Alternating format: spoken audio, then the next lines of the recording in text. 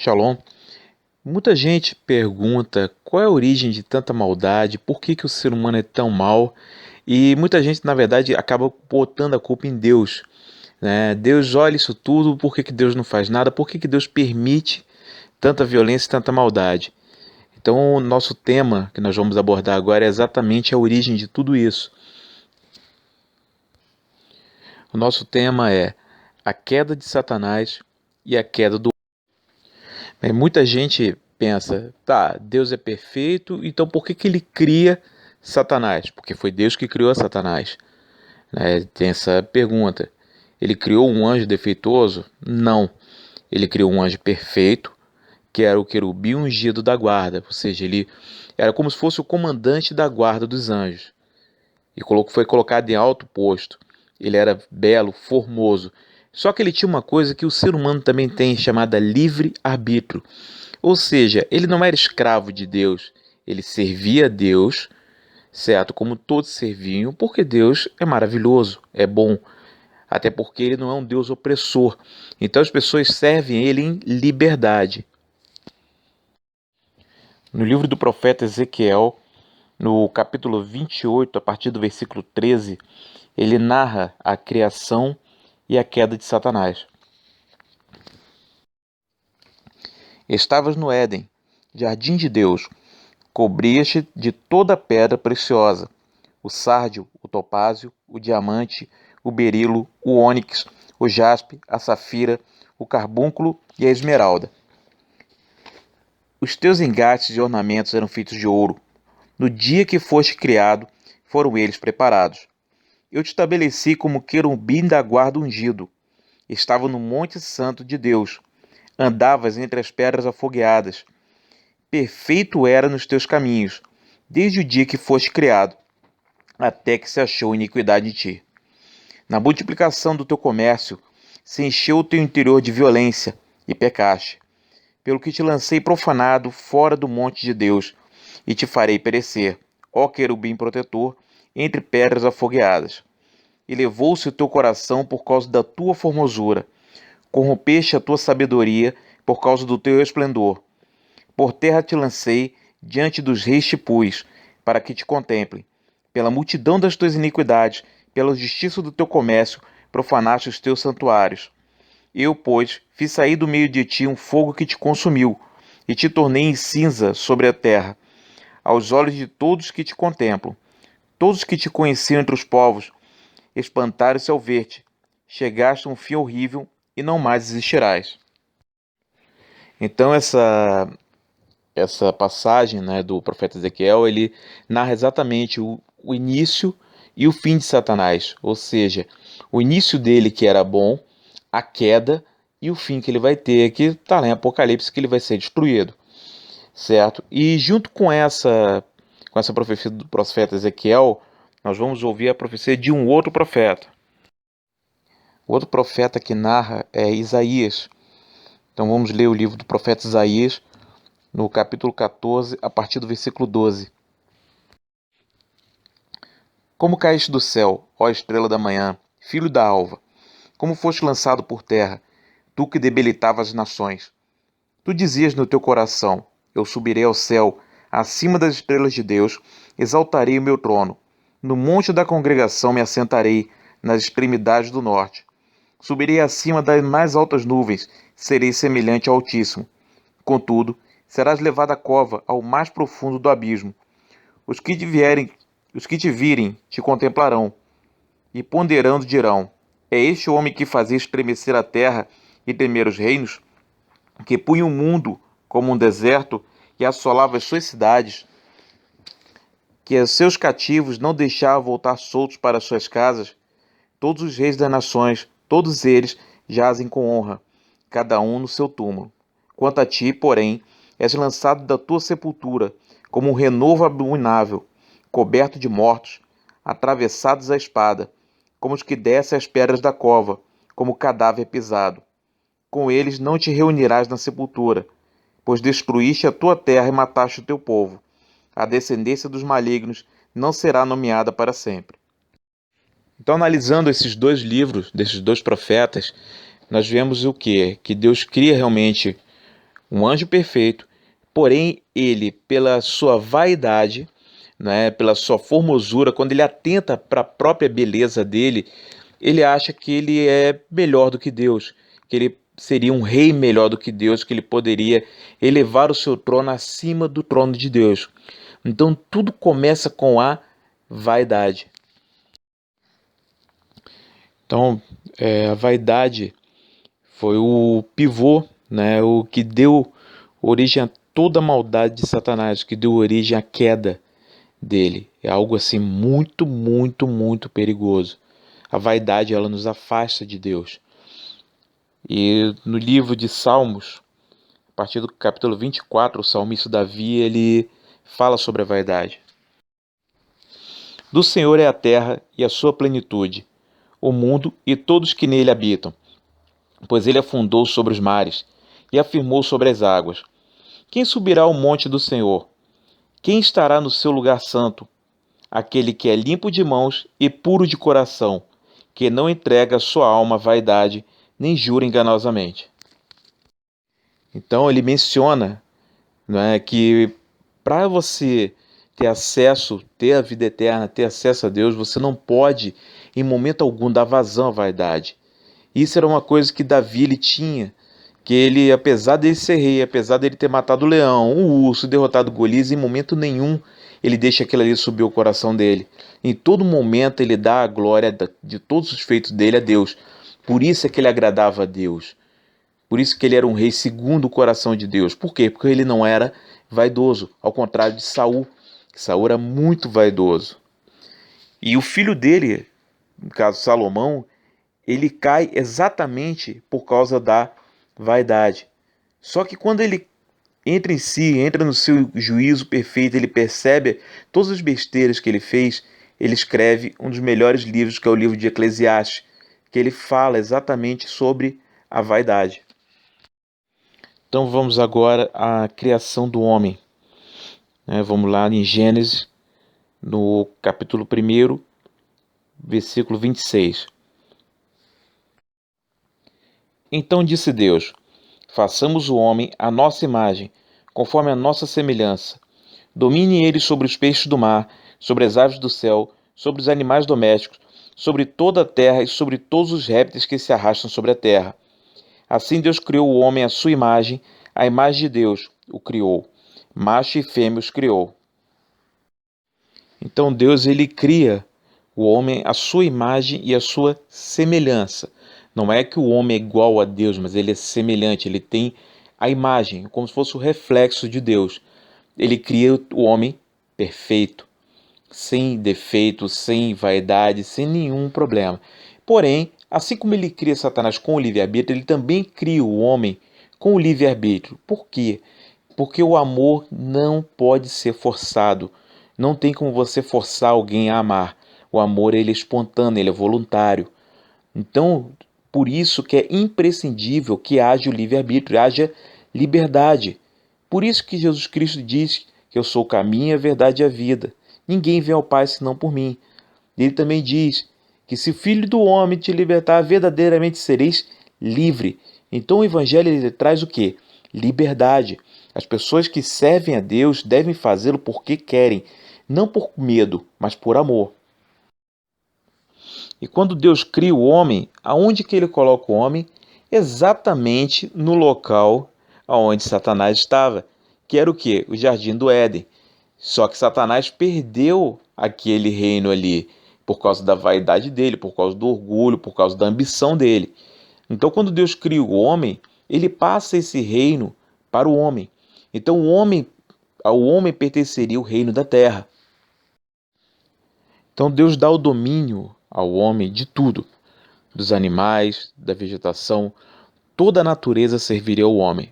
Deus nunca criou o homem para servir a outro homem, nem para que subjugasse outro homem. A intenção de Deus era o quê? Era que vivêssemos como irmãos, em pé de igualdade, que reinássemos juntos, sem ambição, sem um dominar sobre o outro. Mas de onde surgiu isso tudo? Essa é a pergunta. Vamos ler então aonde que Deus coloca o homem e Deus também cria uma condição para ele. Vamos lá em Gênesis, no capítulo 2, no versículo 7. Formou o Senhor Deus o homem do pó da terra e soprou-lhe nas narinas o fôlego da vida, e o homem tornou-se alma vivente. Ora, plantou o Senhor Deus um jardim no Éden, ao oriente, e pôs ali o homem que tinha formado. Só que quando Deus coloca o homem no Éden, haviam duas árvores ali no Éden. Uma era a árvore da vida e outra a árvore do conhecimento do bem e do mal. Certo? Então, o que ocorre? Deus coloca aquela condição de que o homem não comesse da árvore do conhecimento do bem e do mal. Isso é o quê? Isso era uma prova de fidelidade que Deus tinha com o homem. Também uma opção. Olha, homem, enquanto você não comer dessa árvore, nós vamos ter essa relação. Só que o dia que você se cansar e que você quiser descobrir outras coisas, você tem a opção. Você pode ir lá e comer da árvore do bem e do mal. Só que se você provar dela, a partir daquele dia você vai morrer. Você vai se tornar mortal. Vamos relembrar então a história de Satanás, só para a gente entender como é que chega, né, ao final dessa história. Satanás é criado por Deus como querubim ungido, certo? E é colocado num posto de honra. Ele é dotado de grande beleza, de grande sabedoria, só que ao ele contemplar a sua beleza, ele deixa a vaidade entrar no seu coração. E quando ele deixa a vaidade entrar no coração, ele acha que ele pode ser superior a Deus e tenta usurpar o reino de Deus, né? Usurpar o trono de Deus. Deus, logicamente, não permite, destitui Satanás do posto que ele tinha, certo? Que era um posto de confiança, e o expulsa. Satanás, logicamente, não ficou feliz com isso. Ele foi derrotado e, lembrando, ele é extremamente vaidoso. Então, o que ele pensa? Eu não estou errado, eu fui injustiçado, como a maioria das pessoas pensam quando estão cheias da vaidade, que não erram, que não cometem falhas e que tudo que acontece na vida delas é uma injustiça. Lógico, injustiças acontecem, mas nem tudo é injustiça. Muitas das vezes nós sofremos consequências dos nossos atos. Deus é bom, Deus é amoroso, seu amor é infinito. E a vida é feita de escolhas. Então, nós tomamos decisões. Quando acertamos as decisões, as consequências são boas. Quando tomamos decisões erradas, as consequências são ruins. E a gente sofre essas consequências. A vida é assim. A culpa não é de Deus, a culpa é das nossas escolhas. Certo? E da mesma forma que os homens não entendem isso, Satanás também não compreendia por quê? Porque ele estava cego da sua vaidade. E o que ele vê? Bom, fui destituído, perdi, né? Não vou mais tomar o trono de Deus, isso não tem como. Porém, como eu sou belo, formoso e dotado de toda essa inteligência que eu tenho o direito de reinar, não o homem. Ou seja, nesse momento ele passa a olhar o quê? O reino do homem. Já que não pode usurpar o reino de Deus, vou usurpar o reino do homem. E só havia uma forma dele usurpar o reino do homem, que era o quê? Fazendo com que o homem abdicasse do seu reino, abdicasse da sua vida eterna. Ou seja, que o homem escolhesse não servir mais a Deus, escolhesse seguir o seu próprio caminho distante de Deus, abrindo mão assim da sua vida eterna e do reino que Deus tinha preparado para ele. É aí que ele faz o seu grande plano, né, de tentar o ser humano. Primeiro ele vai a Eva, seduz Eva e depois, por consequência, já com a ajuda de Eva, ele seduz Adão. Então nós vamos ler lá em Gênesis, no capítulo 3, a queda do homem. Ora, a serpente era o mais astuto de todos os animais do campo que o Senhor Deus tinha feito. Essa disse à mulher: é assim que Deus disse: não comereis de toda a árvore do jardim? Respondeu a mulher à serpente: do fruto das árvores do jardim poderemos comer, mas do fruto da árvore que está no meio do jardim, disse Deus: não comereis dele, nem nele tocareis, para que não morrais. Então a serpente disse à mulher: certamente não morrereis. Porque Deus sabe que no dia em que comerdes desse fruto, os vossos olhos se abrirão, e sereis como Deus, conhecendo o bem e o mal. Vendo a mulher que aquela árvore era boa para se comer, agradável aos olhos e desejável para dar entendimento, tomou do seu fruto e comeu, e deu também a seu marido, que estava com ela, e ele comeu. Então os olhos de ambos foram abertos e perceberam que estavam nus. Juntaram, pois, folhas de figueira, cobriram-se. Então, ouvindo a voz do Senhor Deus, que passeava no jardim pela viração do dia, o homem e sua mulher esconderam-se da presença do Senhor Deus, entre as árvores do jardim. Chamou, porém, o Senhor Deus o homem e lhe perguntou: Onde estás? Ele respondeu: Ouvi a tua voz no jardim e tive medo, porque estava nu e escondi-me. Perguntou-lhe Deus: Quem te mostrou que estavas nu? Comeste da árvore que te ordenei e não comesses? Disse o homem: A mulher que me deste por companheira deu-me da árvore e eu comi. Então disse o Senhor Deus à mulher: Que é isso que fizeste? Respondeu a mulher: A serpente me enganou e eu comi. Disse, pois, o Senhor Deus à serpente: Por que fizeste isso? Maldita és entre todos os animais domésticos, entre todos os animais do campo. Sobre o teu ventre andarás, e pó comerás todos os dias da tua vida. E porém inimizade entre ti e a mulher, entre a tua descendência e o teu descendente. Este ferirá a cabeça, e tu lhe ferirás o calcanhar. A mulher disse: Multiplicarei grandemente a dor da tua gravidez. Em dor darás luz a filhos. O teu desejo será para o teu marido, e ele te dominará. Ao homem disse: Porque deste ouvidos à voz da tua mulher, e comeste da árvore que te ordenei não comesse, maldita é a terra por tua causa. Em fadiga comerás dela todos os dias da tua vida. Ela produzirá também espinhos e ervas daninhas, e tu comerás das plantas do campo. Do suor do teu rosto comerá o teu pão, até que tornes a terra, porque dela foste tomado, pois és pó, e ao pó tornarás. Chamou o homem a sua mulher Eva, porque era a mãe de todos os viventes. Fez o Senhor Deus vestimenta de peles para Adão e sua mulher e os vestiu. Então disse o Senhor Deus: O homem agora se tornou como um de nós, conhecendo o bem e o mal. Não aconteça que ele estenda a mão e tome também da árvore da vida, e coma e viva eternamente. O Senhor Deus, pois, o lançou fora do jardim do Éden, para lavrar a terra de que fora tirado. Havendo lançado fora o homem, pôs querubins ao oriente do jardim do Éden e uma espada flamejante que se movia por todos os lados, para guardar o caminho da árvore da vida. E com isso Satanás consegue realizar o plano dele, que era o quê? Assumir o reino da terra. Por isso que Jesus Cristo chama de quê? De príncipe deste mundo. Na verdade, esse reino era nosso, era do ser humano. Porém, Adão, ele com a persuasão ali da serpente, pela persuasão da mulher que ele deu ouvido, ele acaba o quê? Abdicando. Se Adão não comesse do fruto, Deus levantaria uma outra mulher para Adão e Adão continuaria reinando. Só que Adão, o que ele faz? Ele pega e resolve não ouvir a voz de Deus e dá ouvido o quê? A serpente e a mulher. A culpa é da serpente e da mulher? Não, a culpa é de Adão. Porque ele poderia ter dito não, não, eu vou obedecer a Deus. E assim é na nossa vida. Nós somos constantemente tentados pelo mal. Só que você tem a opção de dizer não. Eu não quero, eu vou servir a Deus. Aconteça o que acontecer, se virarem a cara para você, se virarem a cara para mim, não importa. O que importa é o quê? Se eu estou agradando a Deus ou não.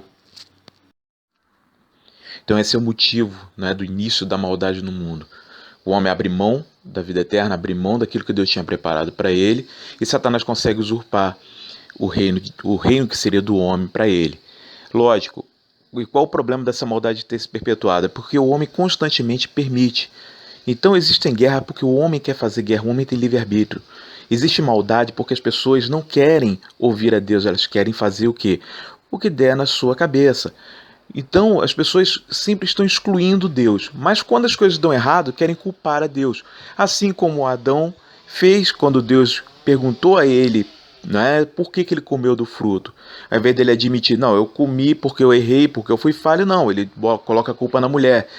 E assim é a humanidade, ela faz toda a sua vontade, exerce todos os seus desejos, todas as suas ambições, as suas maldades, porém, quando a consequência ela chega, a culpa é de Deus, a culpa não é da própria maldade humana. Bem, é isso, eu espero que eu tenha contribuído em alguma coisa. Se alguém tiver alguma dúvida, por favor, deixe as dúvidas, deixe o comentário, que o objetivo é crescermos juntos Ninguém aqui é dono da verdade, só existe um dono da verdade, que é Jesus Cristo, certo? E vamos seguir, persistir no caminho, persistir em aprender cada vez mais de Deus e servir a Deus. Shalom, que Deus abençoe a todos.